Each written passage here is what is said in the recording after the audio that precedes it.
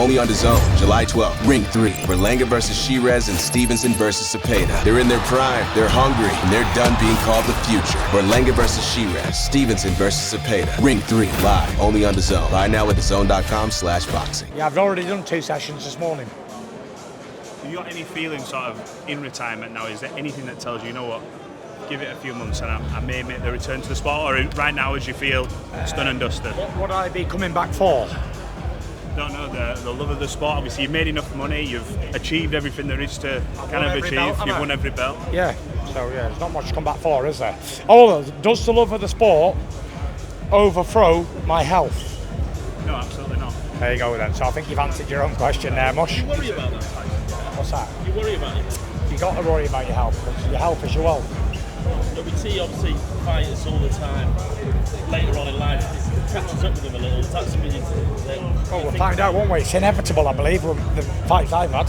Tyson, you're getting frustrated by people keep saying, are you going to come back? When are you coming back? Everyone in the sport's still talking about you and when you're fighting. It just shows you how fucking relevant I am in the game and how hungry they are for Achilles to come back.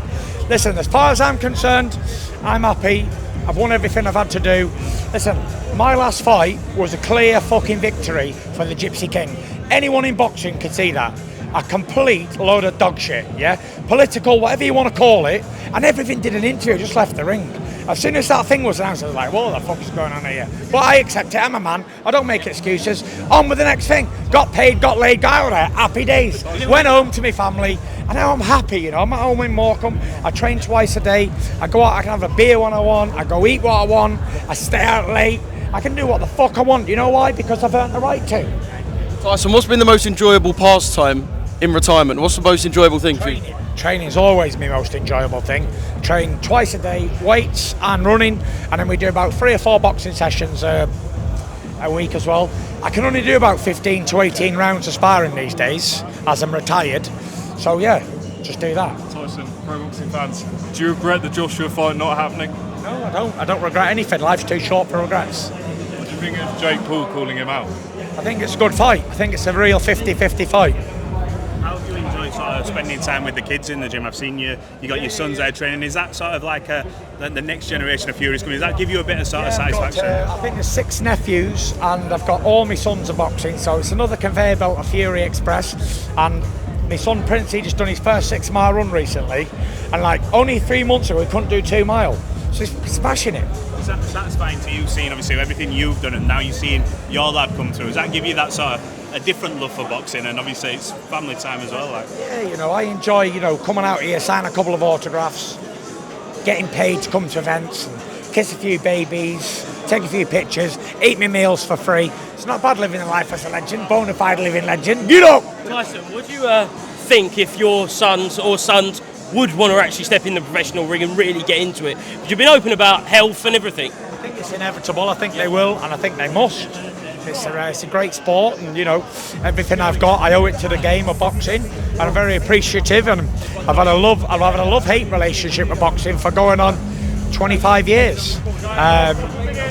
And like all great relationships, it's going to be ups and downs, but inevitable in my game is you make your bed, you lie in it, and yeah, I'm still very much in love with the game.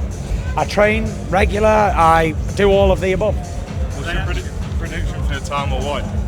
Who?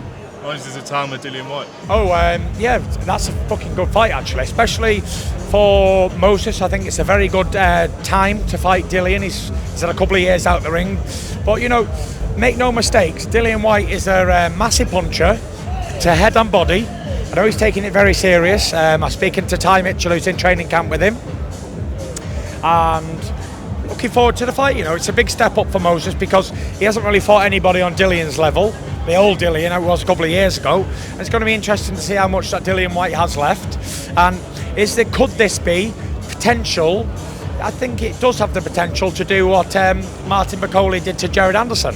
Maybe it's too early, or maybe he passes with flying colours, and that's why you got to watch it and find out. But one thing I will say about Moses is he's a very good fighter, good little boxer, good puncher, and a lovely kid as well. It's like a sponge. You tell him something, he absorbs it and he listens, and that's the great thing about the young kids who's coming up. And He's only 20 years old. I told him a few years ago, forget about breaking records, take your time, you've only got one career, and just enjoy it, because I remember when I was 19, 20, and now fucking 36 has gone like that, very quick.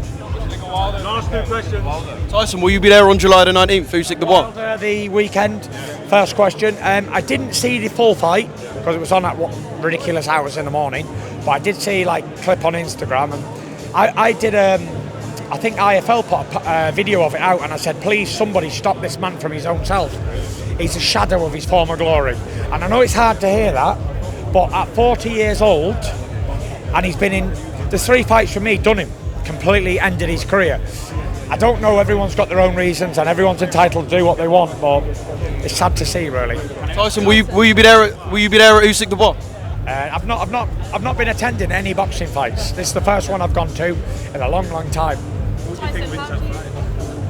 I don't know. Dubois is very young, ambitious, big, strong man, and Usyk's very experienced. But again, he's coming off of two fights for me, which is debatable whether he won them or not, which he didn't win them, but he got the decision, which is all that matters. He's 38 years old.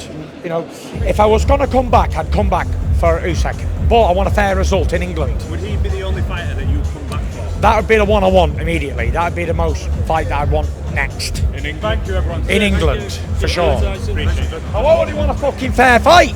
I don't want any favours. I want a fair fight and a fair result, which I believe, and I know I didn't. How did you score that second time? I fucking thought I won it by 5 rounds. I've watched it literally 250 times, and each way, I never ever see it as a way for him to win. But I know they can do what they want. If they say it's fucking Tuesday, it's Tuesday. I've always said I never give a fuck about anybody's opinion until it fucked up my fucking life.